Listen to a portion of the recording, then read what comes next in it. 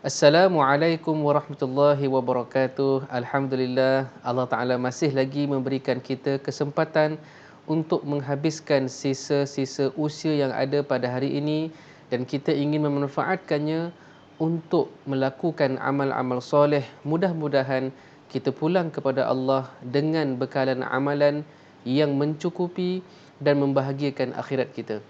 Seperti biasa, akan kita bincangkan mengenai hukum hakam tajwid dan tadabbur, isi-isi penting daripada surah-surah yang berada dalam juzuk yang ke-30, dan hari ini kita akan lihat surah Al-Humazah. Bismillahirrahmanirrahim. Wailul likulli humazatil lumazah alladzi jama'a malan wa'addadah يحسب أن ماله أخلده كلا لينبذن في الحطمة وما أدراك ما الحطمة نار الله الموقدة التي تطلع على الأفئدة إنها عليهم مؤصدة في عمد ممددة. Alhamdulillah, selesai pembacaan kali pertama dan kita akan bacakan kali kedua. Seperti biasa, bacaan kedua ini untuk kita perhatikan bagaimanakah wajah kita ketika membacakan ayat-ayat dalam surah Al-Humazah. Bismillahirrahmanirrahim. Wailul likulli humazatil lumazah alladzi jama'a malan wa'addadah yahsabu anna malahu akhladah kalla layunbadhanna fil hutamah وما أدراك ما الحطمة نار الله الموقدة التي تطلع على الأفئدة إنها عليهم مؤصدة في عمد ممددة. Sadaqallahul Azim. Alhamdulillah. Sekarang kita perhatikan perbincangan hukum hakam tajwid yang berada dalam surah Al-Humazah.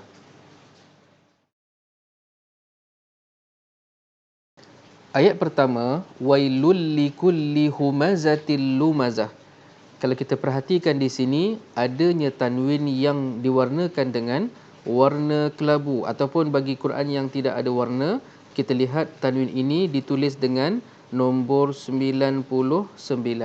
Mana-mana tanwin baris depan yang menggunakan simbol 99 bermaksud bacaan itu bukan izhar, bermaksud dia tidak akan dibaca lun.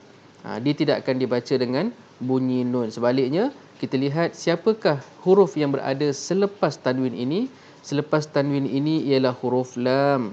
Jadi bila tanwin berjumpa dengan lam, akan membawa hukum idgham bila gunnah. Apa itu idgham? Idgham bererti memasukkan. Bila gunnah tanpa dengung, bermaksud bunyi lam completely masuk dalam lun menjadi wailul. Jadi bunyi dia ialah wailul. Terus seperti seolah-olah lam ni yang berbaris depan tu dia buang satu baris, melompat terus ke dalam lam kedua. Inilah dia idgham bila gunnah. Sebab itulah diberikan tanda sabdu, sebab nak bagi tahu huruf yang kedua tu, lam yang baris bawah tu, likulli tu, dia dah ambil sepenuhnya tempat bunyi bagi tanwin sebelumnya. Wailul likulli. Wailul likulli humazatil. Humazatil, sekali lagi kita jumpa dengan tanwin berjumpa dengan lam. Seperti tadi, tanwin berjumpa lam hukumnya ialah idgham bila gunnah. Bermaksud kita idghamkan, kita masukkan bunyi lam tu dalam bunyi tanwin tanpa dengung. Bila ada sabdu huruf yang kedua, tanwin tu seperti kita buangkan barisnya yang kedua jadi humazatil. Seolah-olah kita buangkan baris kedua dia jadi humazatil lumazah. Ini hukum idgham bila gunnah. Ada dua huruf untuk idgham bila gunnah, iaitu huruf ra dan lam. Mana-mana nun mati ataupun tanwin yang berjumpa dengan ra dan lam akan berhukum dengan idgham bila gunnah, dan pastilah pada ra tersebut akan diberi tanda sabdu seperti mana lam di sini yang diberi tanda sabdu, nak menunjukkan berlakunya idgham kamil, idgham betul-betul idgham. Dan bagi tanwin yang berbaris atas atau bawah, dia akan tulis dengan secara tidak selari. Begini, satu atas, satu depan, satu belakang. Tanwin dia satu depan, satu belakang. Itu cara tulis tanwin baris atas dan bawah untuk kes-kes yang bukan izhar. Baik. Ayat kedua, allazi jama'a malan. Okey, allazi seperti biasa pastikan zal kita ni berbunyi nipis, jangan bunyi z. Allazi. Kemudian jama'a ma. Hati-hati ketika menyebut jama'a ma, sebab kadang-kadang kita dengar orang baca jama'a ma, jama'a ma, seolah-olah ada orang dia letakkan sabdu atas ain. Jama'a ma, seolah-olah, sedangkan di situ tidak ada sabdu. Jadi allazi jama'a ma, kalau tak hati-hati allazi jama'a ma, kadang-kadang kita dengar orang baca begitu, mungkin tak sengaja. Jama'a ma lahu. Sekali lagi, hukum tanwin di sini yang ditulis secara tidak selari. Bila tanwin ditulis secara tidak selari, maknanya satu depan satu belakang, bermaksud tanwin itu bukan izhar. Bukan izhar bermaksud bukan bunyi nun. Dia tidak akan dibaca dengan malan. Tengok tanwin ini jumpa dengan siapa? Tanwin ini berjumpa dengan waw. Bila tanwin berjumpa dengan waw, ia membawa hukum idgham ma'al gunnah. Tadi idgham bila gunnah, maknanya idgham tetapi tidak ada dengung. Di sini idgham bersama dengan dengung, maka pastilah bunyi ini dua harakat. Malau, lau, lau, malau. Ada sengaunya, sebab sengau itu menunjukkan bunyi dengung keluar pada makhrajnya, iaitu rongga hidung. Malau, dua harakat dengung. Allazi jama'a malau wa 'addadah. Lau, itu ialah hukum idgham ma'al gunnah. Sekarang kita pergi pada ayat yang ketiga. Yahsabu anna malahu akhladah. Yahsabu, pastikan ha ini kita pedaskan kerana ha di sini mesti bunyi pedas. Kalau bunyi biasa-biasa takut jadi ha simpul, sedangkan di sini ha pedas. Yahsabu an, nun di sini diwarnakan dengan warna hijau. Ingat, semua nun dan mim yang bersabdu, kan, semua nun dan mim yang bersabdu ialah hukum wajibul gunnah, bermaksud nun dan mim tersebut akan digunnahkan, akan didengungkan dua harakat. Jadi kita baca anna, anna, yahsabu anna malahu, malahu. Nampak ada waw kecil selepas ha. Jangan tengok waw dulu, tengok ha tu. Ha di sini, ha yang tersepit antara dua huruf berbaris. Ha ni berlaku di hujung perkataan, maknanya ha kepala itik. Ha kepala itik ni, kalau kita tengok, dia tersepit antara dua huruf. Yang pertama, dia berada sebelumnya huruf lam dan selepasnya huruf hamzah. Bila ha kepala itik berada antara dua huruf berbaris, di sini lam baris atas, hamzah baris atas, bermaksud memang sebelumnya huruf berbaris. Kalau ha tersepit antara dua huruf berbaris dan ha tadi tu dia duduk di hujung sebagai bentuk kepala itik ini akan menyebabkan berlakunya hukum mad silah. Kita pernah bincangkan sebelum ini mad silah, dan kita perasan dalam Quran kita mad silah tu akan memberikan tanda huruf kecil di hujung ha, sama ada waw ataupun ya. Alif tak ada, dia sama ada waw ataupun ya. Di sini waw. Persoalannya, mengapa ada tanda panjang atas waw? Kita dah belajar dah, tanda panjang ni menunjukkan ia akan dibaca lebih dua harakat. Mengapa ada tanda panjang? Kerana mad silah ni kita kena tengok siapa selepas ha. Dalam ayat ketiga surah Al-Humazah ini, selepas ha ialah hamzah. Bila selepas ha ialah hamzah macam ni a kan, akhladah, maka hukumnya ialah mad silah tawilah. Kalau kita nak eja bahasa Arab, ta waw lam ya ta tabulat, tawilah. Mad silah tawilah. Mad silah panjang, mad silah yang dibaca dengan 4 ataupun 5 harakat. Jadi yahsabu annama lahu akhladah, yahsabu annama lahu, jangan lupa muncung malahu. Panjangkan 4 ataupun 5 harakat. Sama konsepnya seperti mad munfasil. Kemudian dalam ayat yang keempat, kalla kalla layun, di sini berlakunya hukum apa? Hukum nun mati bertemu dengan ba. Kita jarang-jarang jumpa dengan hukum ni. Bila nun mati jumpa dengan ba, nun mati tu pula dia tidak diberi tanda mati, bermaksud bukan izhar, dia mesti bunyinya berubah kan. Layun, dan selepas nun itu ba. Bila nun mati jumpa dengan ba dalam Quran kita pasti akan disekalikan dengan huruf mim kecil di atas. Okey, dalam Quran kita huruf-huruf yang sebenar ialah yang besar, font besar tu. Kalau ada huruf kecil macam tadi kan, macam ni, macam waw selepas ma lahu, kemudian mim kecil atas nun. Ini semua bukan huruf asli, bukan sebahagian perkataan, dia simbol.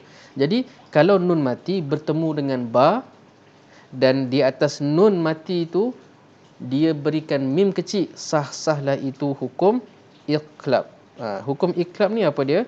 Hukum nun tu dia digantikan dengan mim. Jadi mim yang atas tu nak menunjukkan kita memang tulis nun tak boleh ubah sebab ini bahasa, ini ialah resam Osmani. Perkataan dia memang layun bazan, tetapi bila nak bacakan mesti baca dengan bunyi mim. Dia pinjam, dia akan dibacakan sebagai huruf mim.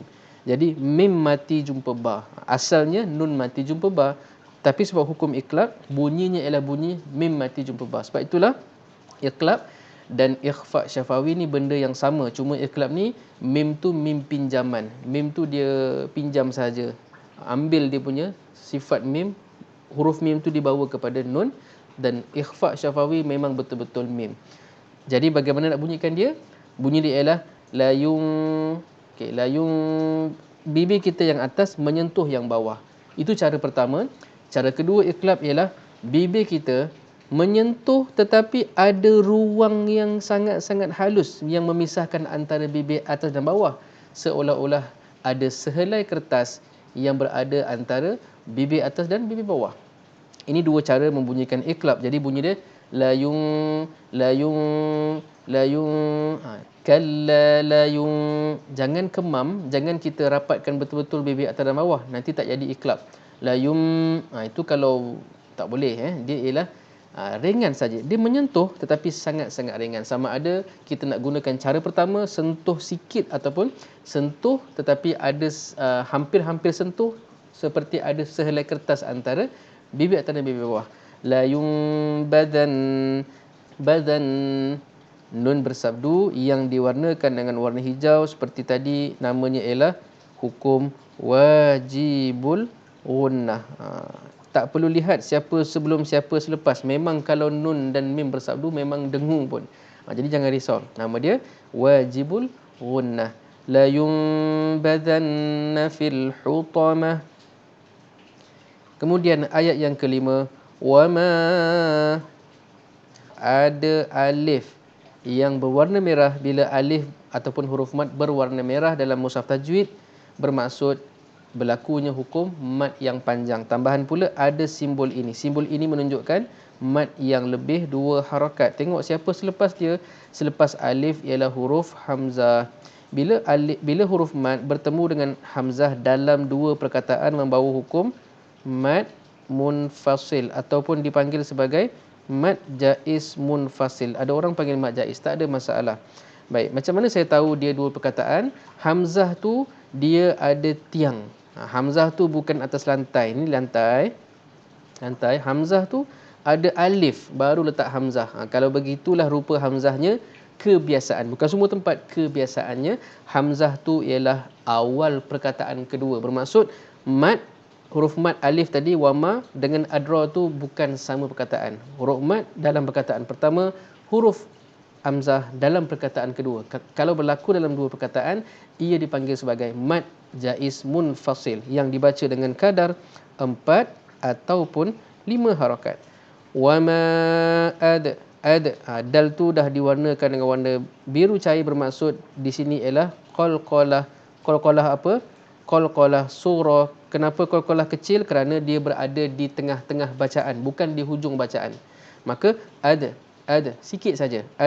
Wama adraka. Ra berwarna gelap, maksudnya ra di sini dibaca dengan tebal ataupun disebut sebagai ra tafkhim. Maka bacakan dengan ra. Wama adraka, bukan wama adra. Dia adra, tebalkan bunyi ra tersebut. Adraka mal hutamah. Seterusnya ayat yang ke-6, narullahil muqadah. Narullahil muqadah. Pastikan huruf-huruf yang baris depan kita muncungkan narullahil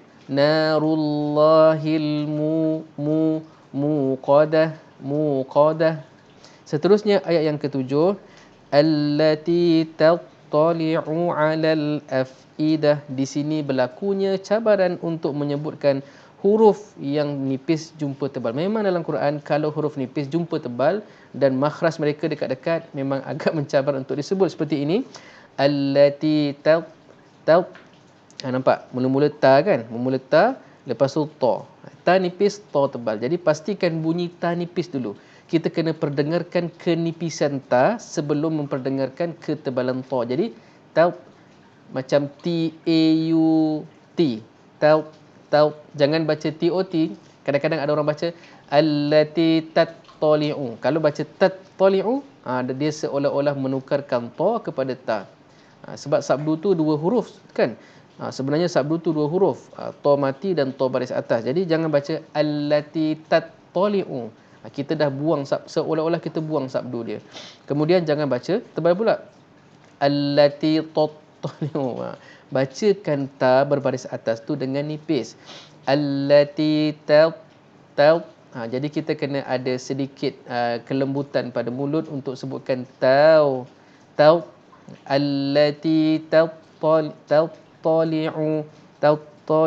ala. Sama juga di sini, bila ada dua huruf yang sama berbaris berbeza, kadang-kadang berlaku kesilapan kita macam nak sabdukan. Allati tattali'u ala. Kadang-kadang ada orang dia tak sengaja meletakkan tanda sabdu tattali'u ala, sedangkan kita kena baca dengan tattali'u ala. Jadi kita kena lambatkan sedikit tempo bacaan kita. Pesan Syekh saya, Syekh Abdul Muhaimin Said Ali Abdul Majid, ketika membacakan huruf-huruf yang satu harakat dia ada banyak, 3, 4. Kan macam ni kan? Li'u'alal, ada 4. Li'u'alal. Maka boleh kita perlahankan sedikit tempo bacaan supaya semua huruf dapat dibunyikan dengan cukup satu harakat. Allati tattali'u 'alal. Kalau cepat sangat, tattali'u 'ala, macam tak cukup satu harakat, seolah tattali'u 'ala. Jangan kita kejar-kejar baca dengan menunaikan semua huruf-huruf tersebut. Kemudian ayat yang ke-8, innaha, nun yang berwarna hijau dan dia bersabdu seperti biasa, ini hukum wajibul gunnah, maka pastikan kita bunyikan dia cukup 2 harakat. Innaha alaihim, ada mim mati yang tak diberi tanda mati. Bila mim mati tak diberi tanda mati, bermaksud dia bukan izhar. Dia pastilah akan berlaku perubahan bunyi ataupun huruf tu akan hilang. Jadi apabila mim mati berjumpa dengan mim, akan membawa hukum idgham. Idgham apa? Idgham mislain. Idgham mislain saghir. Kalau saya nak tuliskan dalam bahasa Arab, macam ni rupa dia. Idgham mithlain saghir. Idgham mithlain saghir. Kalau huruf tu ada sabdu kan, macam muqsadah, bagi kes-kes yang sebelum dia huruf matilah. Mim mati jumpa mim yang bersabdu. Nun mati jumpa mim bersabdu. Nama hukum tu memang idgham. Di sini idgham mithlain saghir. Muqsadah. Jadi pastikan kita dengungkan ketika menyebut alaihim. Sebab apa? Sebab mim dan nun yang bersabdu pastilah dia akan didengungkan atas nama wajibul gunnah. Dan ayat yang terakhir fi amadim mumaddadah. Di sini adanya tanwin yang ditulis secara tidak selari, satu depan satu belakang, dan selepas tanwin itu ialah huruf mim. Bila tanwin jumpa dengan mim akan membawa hukum idgham ma'al gunnah. Bermaksud kita akan idghamkan mim tu menjadi bunyi mim dan dia dibaca dalam keadaan dengung dua harakat. Amadim mumaddadah, fi amadim mumaddadah. Pastikan kita dengungkan bunyi mim tersebut. Itulah dia perbincangan hukum hakam tajwid dalam surah Al-Humazah. Sekarang jom kita bincangkan pula tentang tadabburnya.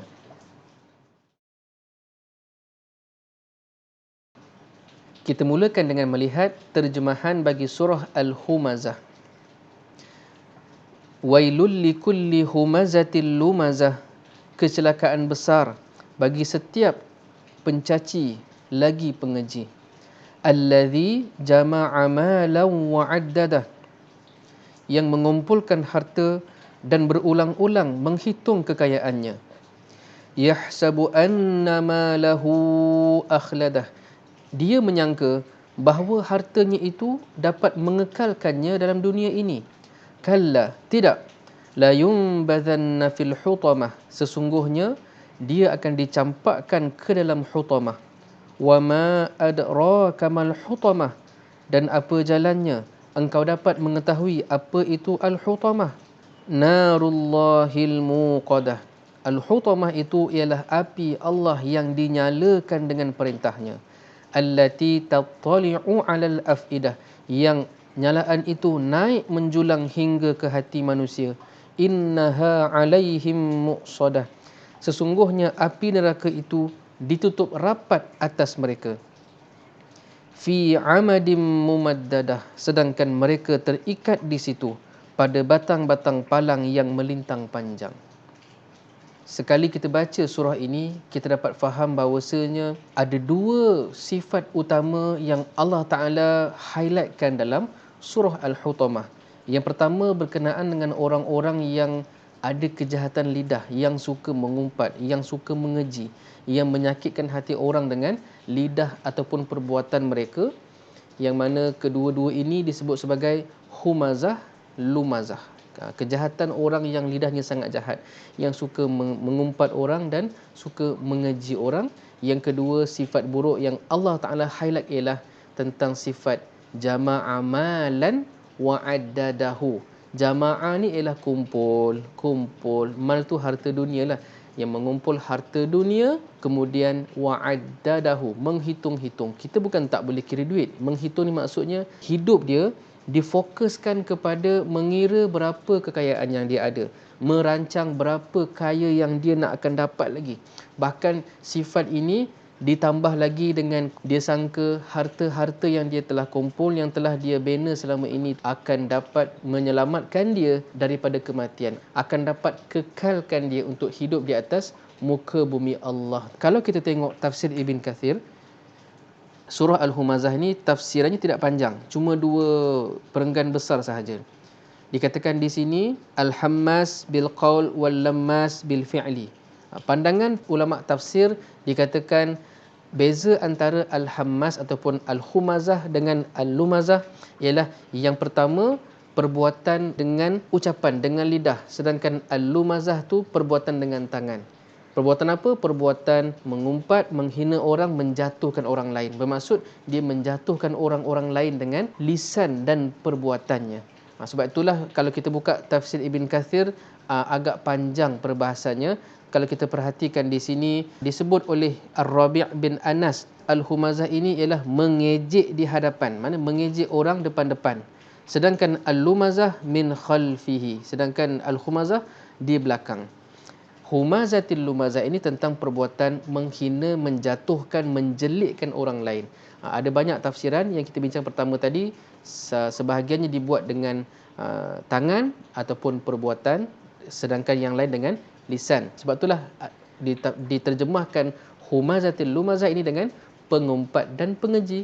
Dua-dua ini perbuatan menjatuhkan orang lain, menjatuhkan nama baiknya, memalukan orang ini, menjatuhkan nama baiknya, menjatuhkan reputasi. Cuma yang satu dibuat secara berhadapan mungkin dengan perbuatan dia kan, dengan perangai-perangai dia, yang kedua dengan lisan yang bercakap di belakang. Tuan sekalian, mengapa ayat ini digabungkan dengan ayat allazi jama'a malan wa addadah? Kita dah faham sangat dah. Kita hidup kat Malaysia. Bukan Malaysia aja, mana-mana kat dunia ini, cara yang cepat untuk kaya, cara yang paling mudah untuk menjadi orang nombor satu ialah dengan menjatuhkan pesaing-pesaing. Memang Allah Ta'ala dah sebut dalam Al-Quran. Sebab tu kalau ada orang cerita kat kita, saya ni ada orang dengki, ada orang jatuhkan nama baik saya, kita cakap dengan dia, kita kena baca surah Al-Humazah. Memang itu sifat manusia. Sifat manusia ni, dia ada sifat yang kedua tadi apa dia? Dia nak kumpul harta. Dia menghitung-hitung kekayaan dia. Maknanya dia nak menjadi orang yang memiliki banyak kelebihan dunia. Di sini harta lah. Harta dan seumpamanya. Dan jalan yang paling mudah untuk dia mencapai status tertinggi tersebut ialah dengan memastikan orang-orang yang sama dengan dia ataupun pesaing-pesaing dia tidak berada di tempat dia. Maknanya tidak semulia dia. Maka digunakanlah lidah dia untuk mengumpat, untuk menceritakan keburukan pesaing-pesaing dia, keburukan kawan-kawan dia, rakan-rakan dia yang mungkin sama dengan dia tu, yang dia nak ambil tempat pertama tu sangat tu. Ataupun dia gunakan tangan dia untuk melakukan perkara yang boleh memalukan, mengejikan, seperti dia post dekat Facebook. Dia post kat Facebook, ataupun dia cerita dekat orang, ataupun dia buat satu, dua, tiga perkara yang menyebabkan orang tu terperangkap dalam kes tersebut. Macam-macam lah. Memang sifat manusia Allah Ta'ala sebut dalam surah Al-Humazah. Sebab itu digabungkan dua perbahasan ini, orang yang suka menjatuhkan orang dengan orang yang mengumpul kekayaan. Sebab itulah nak kaya ni tak ada masalah. Kalau kita faham betul-betul, ni kita nak tadabbur. Sebenarnya bagus kita kaya. Bila kita ada kekayaan dunia, kita memiliki kelebihan untuk membantu orang. Maknanya kita biasa tengok orang susah, kita ada orang dia kutuk kerajaan, dia kutuk pemerintah, dia kutuk masjid. Apa masjid tak bantu ni? Tapi kalau dia yang ada harta, dia boleh terus selesaikan masalah tu. Sebagai contoh, masjid ataupun surau kat tempat kita ada aircon. Berbanding kita kutuk AJK masjid kan, apalah tak nak beli aircon ke, miskin sangat ke masjid ni, why not kita beli 10 unit aircon, satu 2,500, 25,000, hantar dekat masjid tu, suruh dia orang pasang. Maknanya bila kita ada kelebihan harta, sebenarnya kita dengan akhirat tu, walaupun ada banyak soalan nanti, tetapi ia memudahkan kita melakukan amal-amal jariah. Sebab amal jariah ni selalunya bersifat harta kan, buat sekolah, buat masjid. Jadi penting. Dan kalau kita ada empire perniagaan yang bagus, kita ada pekerja, maknanya kita boleh tolong orang. Kita tak tolong orang bagi duit, kita tak tolong orang bagi duit setiap bulan, tapi kita bagi mereka kerja. Maknanya dengan adanya company, kita boleh ambil seramai-ramai orang Islam bekerja di bawah kita. Nampak tak betapa hebatnya kalau kita ada kelebihan harta dari sudut akhirat. Tapi di sini orang yang Allah Ta'ala sebut ni, dia bukan nak kaya macam tu. Dia jama'a malan wa addadah. Maksud mengira tu ialah untuk diri dia sendiri. Berapa saya boleh dapat? Berapa juta saya boleh dapat dalam setahun? Dia nak kayakan diri dia sendiri. Jadi kita kena faham 10 ataupun 12 sahabat Nabi SAW yang dijamin syurga, dalam tu ada ramai yang kaya. Bin Auf ataupun Abdul Rahman bin Auf radhiyallahu an, dia sangat-sangat kaya. Sayyidina Osman bin Affan sangat-sangat kaya, sampai sekarang masih lagi ada telaga Sayyidina Osman bin Affan. Maknanya kaya. Wakaf Sayyidina Osman ada lagi dekat Haramain. Sampai sekarang, walaupun dia dah wafat 1400, dia dah meninggal 1400 tahun yang lepas, tetapi tuan-tuan sekalian, wakaf Sayyidina Osman masih ada sampai hari ini. Walaupun dia dijamin syurga, tetapi amalnya tidak berhenti sehinggalah ke hari ini dan sehingga kiamat nanti. Nampak tak? Bagusnya kalau kita ada kelebihan harta. Saya ulang lagi sekali, Jama'a malan wa addadah di sini ialah celaan Allah terhadap orang yang mengumpulkan harta untuk diri sendiri, dan bila maksud mengira tu dia sangat kedekut, dia tak nak sedekah, semuanya untuk dirinya sahaja. Dan tambah pula dengan yahsabu annama lahu akhladah. Adakah orang kaya yang tak nak mati? Tuan-tuan sekalian, Firaun contoh yang paling dekat. Dia sangka dengan harta yang dia ada, dia tak mati, dia boleh selamat daripada malaikat maut, dia boleh selamat daripada kematian, dia boleh kekal kat dunia ni. Tuan-tuan sekalian, itu semua ilusi sahaja. Memang kita rasa kadang-kadang kita ada duit, kita boleh selamat. Saya pernah sebut sebelum ni, harta kita hanya boleh mengubah sebab kematian. Dia tak boleh ubah tarikh kematian. Harta yang kita ada boleh mengubah sebab kematian. Mungkin takdir awalnya, kita takdir ni kan ada banyak kan. Kita boleh mati sebab sakit jantung, boleh mati sebab kemalangan naik motor pergi tempat kerja. Tapi dengan usaha kita, kita beli kereta yang begitu selamat. Kita beli Rolls Royce sebagai contoh, beli kereta-kereta yang begitu selamat. Kita boleh mati dengan sebab yang lain. Mana kita tak insya-Allah tak mati kerana kemalangan jalan raya. Kita boleh pasang stand, pasang itu, pasang ini dalam jantung, kita boleh tukar dengan jantung yang mekanikal. Boleh hidup. Allah Ta'ala boleh izinkan. Bermaksud kita boleh lari daripada sebab kematian. Tetapi kita tak boleh lari daripada tarikh kematian. Bila tarikh tu sampai, bila masa tu sampai, kita tetap akan mati. Jadi bagi orang-orang yang menggunakan harta ni untuk melarikan diri dari kematian, sebenarnya bukan lari daripada kematian. Faktanya mereka lari dari sebab kematian, tapi dalam minda mereka, mereka sangka mereka lari dari kematian. Kesian mereka kan. Tuan-tuan sekalian, Allah Ta'ala kata kalla, tak, maknanya mereka tetap akan mati. Bahkan kematian mereka itu la yumbadzanna fil hutamah. Kematian mereka itu menyebabkan mereka akan dihumban ke dalam neraka hutamah. Dan ada ayat selepas itu, wama adraka mal hutamah. Allah Ta'ala gunakan ayat pertanyaan. Bila mana perkara tu orang dah tahu tetapi masih lagi ditanya, masih lagi dibuat soalan, bermaksud benda tu betul-betul penting. Allah Ta'ala gunakan gaya pertanyaan, wama adraka mal hutamah. Tahu tak apa itu hutamah? Allah Ta'ala berikan jawapan pada ayat seterusnya, narullahil muqadah, neraka ataupun api Allah yang menjulang, muqadah naik, allati tattali'u 'alal afidah, yang mana nyalaan tadi naik sampai ke hati manusia. Kita pun pelik. Hati kan dalam badan kita. Kan api tu memang besar. Apa maksud dia? Maksud dia kita kena baca sampai habis. Innaha 'alaihim muqsadah. Api tu, neraka tu mengunci mereka di dalamnya. Ada beberapa tafsiran. Yang pertama bermaksud kawasan api tu terkunci. Maknanya neraka tu kan luas. Neraka tu memang luas sangat. Tetapi kawasan mereka dibakar tu, mereka tak boleh pergi mana-mana. Mereka terkunci di situ. Api di bawah mereka, api di sebelah mereka, api di atas mereka. Dan api tadi dia masuk dalam badan. Dia masuk dalam badan sehingga membakar hati mereka. Allahu Akbar. Begitu azabnya orang-orang yang suka mengumpat, suka mengeji orang, suka jatuhkan orang ni, yang suka kumpul-kumpul harta sampai tamak, tak nak fikir pasal akhirat ni. Itulah yang menunggu mereka balasan bagi kawasan Al-Hutamah dalam neraka Allah.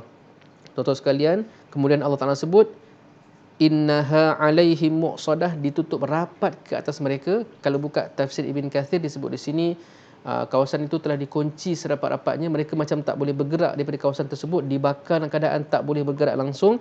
Fi amadim mumaddadah, dalam keadaan mereka diikat pada tiang-tiang besi. Baru kita nampak kenapa api tu dia boleh masuk, kenapa orang tu terkunci, kerana mereka diikat pada tiang-tiang besi. Mereka diikat pada tiang, jadi mereka tak boleh pergi mana-mana. Api ada di bawah mereka, di kanan, kiri dan di atas mereka. Dan api ini masuk ke dalam tubuh mereka, membakar hati ataupun membakar bahagian dalam badan mereka. Na'udzubillah min zalik.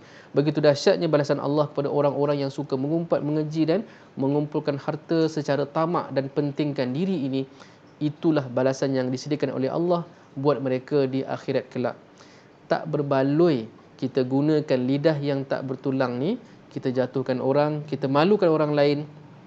Kita gunakan tangan dan kaki untuk kumpul harta tapi tak nak sedekah, menghitung-hitung macam tak mati, kira kan, belanja kira lagi berkali-kali, hitung lagi, kemudian tak fikir langsung pasal akhirat, yang akhirnya perbuatan tadi akan berakhir dengan kematian, dan kematian menjadi pintu pemula kepada azab Allah.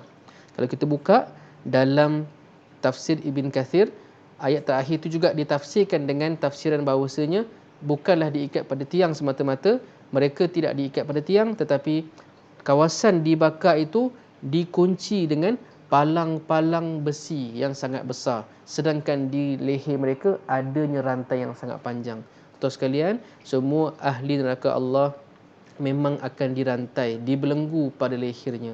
Allahu Akbar. Jadi sebelum kita buat dosa kat dunia ni, kita kena fikir balik, apa nilai akhirat dia? Apa nilai dia? Nak buat baik, nak buat jahat, cuba fikir nilai akhirat. Saya nak sedekah RM10 pada seorang yang susah. Apa nilai akhirat dia? Syurga, redha Allah. Saya nak ketuk ikan ni, saya nak ketuk kucing ni. Apa nilai akhiratnya? Azab Allah. Sebelum buat sesuatu, fikirlah tentang kesan akhiratnya. Wallahu alam. Assalamualaikum warahmatullahi wabarakatuh.